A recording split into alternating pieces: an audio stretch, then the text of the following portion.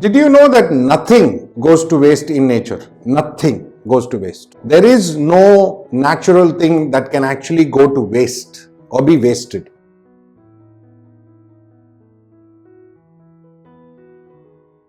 For all the members, please note, if you have not contacted us on our WhatsApp number, please do so now. If you go and see the earlier videos, members only, there are videos where we have given you the contact number and all the details of WhatsApp. Please contact us. Otherwise, it's there in the description. Ask for Pooja, share your channel name or whatever so that she can come back to you with the discounts and other offers that members are supposed to get. Okay?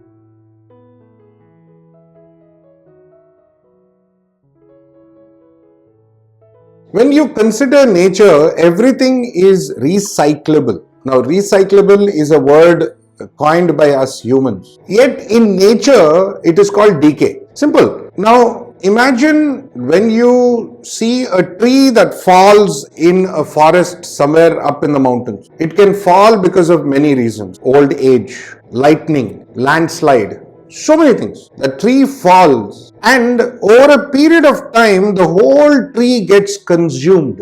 You have small insects that consume, most of the tree. That is, whatever is decaying, insects consume it. Whatever the insects can't consume goes into the soil, becomes nutrition. The leaves, all of the leaves fall. Okay, that again goes back into the soil.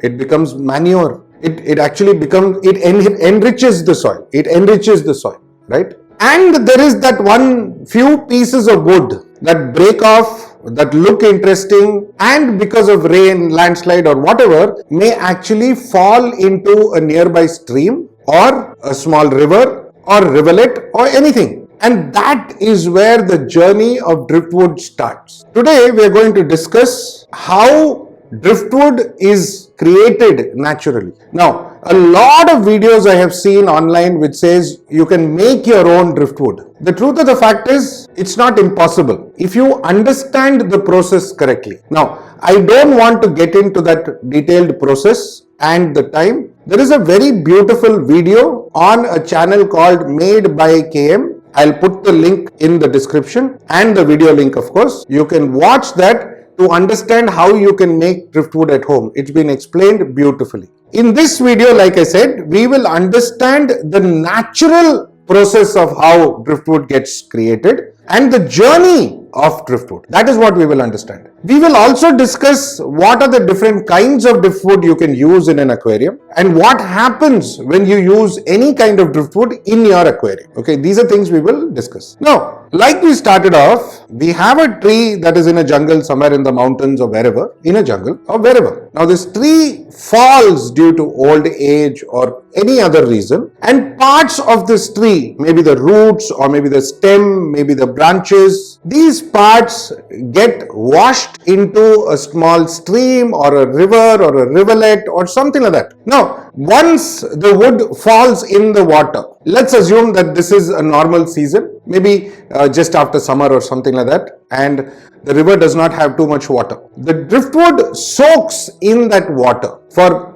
sometimes couple of months, sometimes couple of years. Now, when this soaks in the water, remember decay. So the outer bark, which is the soft part of any driftwood, it kind of disintegrates, dissolves in the water, gets eaten up by fish like algae eaters or wood eaters, mainly plecos. So the wood gets eaten up, the outer bark gets eaten up, and the hard or the inner part stays there. Now, at some point, when the rains start, the water level raises in the river and this wood gets dislodged and starts moving downward. So from the stream, it may move to a larger stream, it may move to a small riverlet, then it may move into a river. And eventually, if it does not get stranded anywhere on the river shore or something like that, it goes into the ocean. So the possibility, I'm explaining a possibility to you. So let's say that this tree that broke is in Uttarakhand and whatever wood pieces that fell into the water is stuck in some small stream or rivulet in Uttarakhand. All riverlets, all water bodies connect to the Ganga in that area. So now eventually this piece of wood, because of heavy rains, has got washed into the Ganga, and from the Ganga it has traveled some 2500 kilometers through all the regions that the Ganga flows, Varanasi and all the other cities, and eventually it gets out into the Bay of Bengal. Now, from fresh water to salt water, there is a whole change that is happening. So in fresh water, there is a possibility that there were a lot of insects or some kind of small crustaceans or any kind of life in that piece of wood that were living. Once it enters salt water, all those life forms, okay, and whatever is left over gets eaten by the saltwater fish. So it acts as food for the fish there also. Eventually, as it's flowing in the ocean, it may reach somewhere in Indonesia on an island called Sarawak. Sarawak Island is known to have a lot of different kind of driftwood. It's an amazing island because this is what happens. Now, this journey is called drifting because it's floating on the water, it's drifting. And because the wood is floating on the water, it is called driftwood. So this is the whole journey of driftwood. And then from Sarawak Island, for the hobby, we import it into India. This actually happens. Now, during this journey, the wood goes through a lot of changes. Okay, like I said, it gets soaked in the water and all the bark falls off. The harder part stays back. Anything that is left is eaten by different animals, small creatures. Okay, it becomes food for those creatures. Then in the ocean, same thing happens. Then there is a salt treatment that happens to the wood. It gets treated with salt in the ocean. Then it comes back onto an island, onto the shore of an island, where it is in the sun and it is drying there, constantly drying. So the wood itself is completely dead from inside out. Then when we bring it out and put it into our aquarium, life restarts. Once it comes back in contact with fresh water, the wood starts reacting. If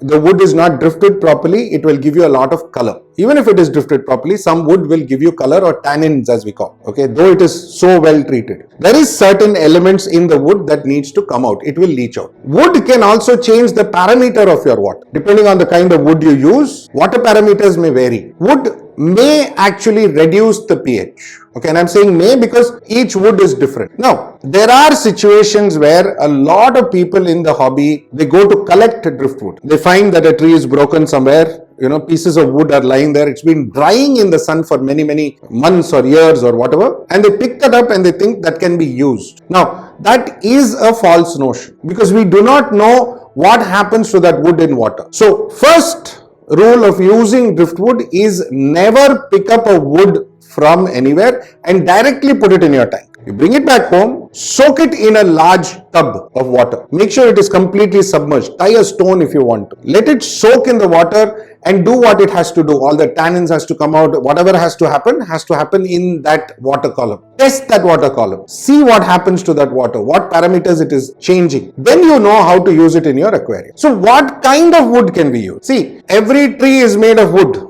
I mean, that's a very silly statement, but I think it's common knowledge. Wood comes from trees, but not all wood can be used in an aquarium. Simple thumb rule, okay, simple thumb rule I'll tell you, keep this in mind. If the wood is hard, not easily breakable, then it is good for your aquarium. But if you press the wood and it breaks easily in your hand or powders in your hand, then don't use it because in water it is going to completely disintegrate. If the wood has a bark outside, then it is still not dry enough. It is still living inside. If it is completely smooth, then there is a good possibility. Third and final very important point, smell the wood. If the wood has any aromatic smell, there are many woods like cedar, eucalyptus. The wood has a particular smell, sandalwood. Don't use those woods. Make sure that when you smell the wood, there is no distinct or aromatic smell in the wood. Okay, if there is a smell, don't use it. If there is no smell, yes. Now, what happens to this wood once you put it into your aquarium? Remember, wood is natural. There is a natural tendency of anything dead to decay. It's a natural tendency. You can't change that. Now, when you put a wood into water, you will see some kind of a white fungus that develops on the wood. It is not harmful to you or your aquarium or your fish. It is a natural kind of a biofilm. It can also be dust, and this can actually become food for your fish. One of the best ways to do this is, like I said, put it in a tub, put some molly fish, black molly fish. They will eat all this. It's very good for them. And your wood will also get cleaned. You can also have amano shrimp or regular shrimp, which will clean up the wood for you. So you need to do this before putting it into your aquarium. If you leave the wood in rain, this is what will happen. This wood has been lying in the sun for I don't know how many months. It's been lying on a terrace. our building terrace. But this time rain, it already has mushrooms growing on it. Nature will take over. You don't have a choice. It will become blackened. There will be small insects that will grow on it. It's only natural. Springtails, isopods, you will see them because that's what they're designed to do. They are designed to eat dead and decay matter. So if there is any decay matter on this, it is going to happen. Especially like this wood was used in our aquarium for many months, many years actually, then removed, left outside to dry, and then again in the rainy season it's become wet. So probably there are some moss growing or something growing on it because of its already existence in the aquarium. Now here I have some 4 or 5 varieties of wood that I can show you. This is called whisker wood, popular for terrariums and small aquariums. It has a root and it has a few stems. Now this is probably cut and fashioned like this, so a lot of human intervention. Same thing with these kind of wood. These are more like roots. This is the bottom root part. Now this is cut here on the top. So again, human intervention. So probably this was some kind of a root that has been cut. You can see the same thing here. So it's been cut here also. So these are all, you can make out human intervention. On the contrary, this one is more natural. There is no cut. There is no, the blade mark or sharp cuts like you would cut with a saw or a blade. So this is more natural. This is called branch wood. This one is called stump wood. This is called mopani. Okay, but again, mopani wood is mainly found in America. This is not original mopani. Okay, it's just a name. This is again man-made, multiple pieces of wood sticks taken together. They call it bonsai wood. It's very popular in Indonesia. It's made there and again brought for the aquarium use. Now this will not last long in an aquarium. Wherever they've glued it and stuck it, it will break off. But at least about a year or so, you can use it. You can put some moss and stuff like that. It will look very beautiful for some time. But over a period of time, it's going to disintegrate and break off. Now, there are other woods that you can use. Mango, guava. Okay, these are all hard woods. They don't smell. I know a lot of people who use, who try to use tea plantations, the wood that you get, or coffee plantations. But these all have some kind of a smell. So they don't do really well in an aquarium. You get a lot of other woods that are sold to you which are black and they're burnt. These don't do very well in an aquarium. They again reach out a lot of tannin. So my suggestion is don't worry about what kind of wood it is as long as it is drifted properly. And like I said, use the right kind of wood. Use the 3 thumb rules I've given you. It's more than enough for you to actually get the wood into the aquarium. Now, importantly, again, I'm going to repeat, test the wood in a separate bucket of water before you use it in your aquarium. Okay, check the wood. It doesn't matter if you buy it from a very reputed shop or a store, aquarium store, they will all say it is treated, but the wood is going to react. And if there is any living matter, that is, if there is any life in any part of the wood, it is going to decay and it is going to spoil your water. Algae will grow on the wood. There is no wood that cannot grow algae. Algae can grow anywhere. So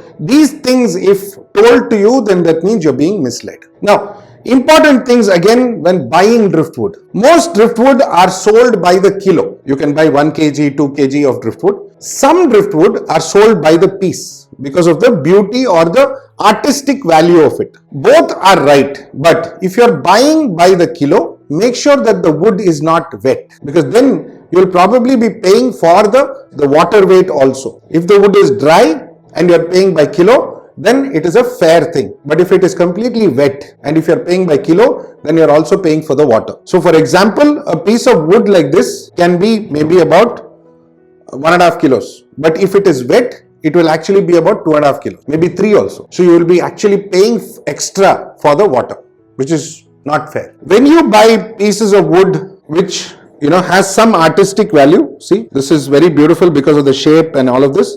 It will look very unique in your aquarium, and you buy this, then you have to understand, is it going to match your aquascape? Is it going to be looking or bringing out some beauty in your aquascape? And then the money or whatever it is worth because it is going to make your aquascape look very beautiful. Now in this aquarium, we are using something called honeycomb wood because it's got holes in between. Now we've tested it. I've used it in an aquarium previously and it does not leach, or rather because it's been used before, all that leaching and all of that color and all of that is gone and it can be conveniently used. So this is a 4 feet by 1.5 feet by 1.5 feet aquarium, and the weight of the wood is probably about 60-70 kilos, around that.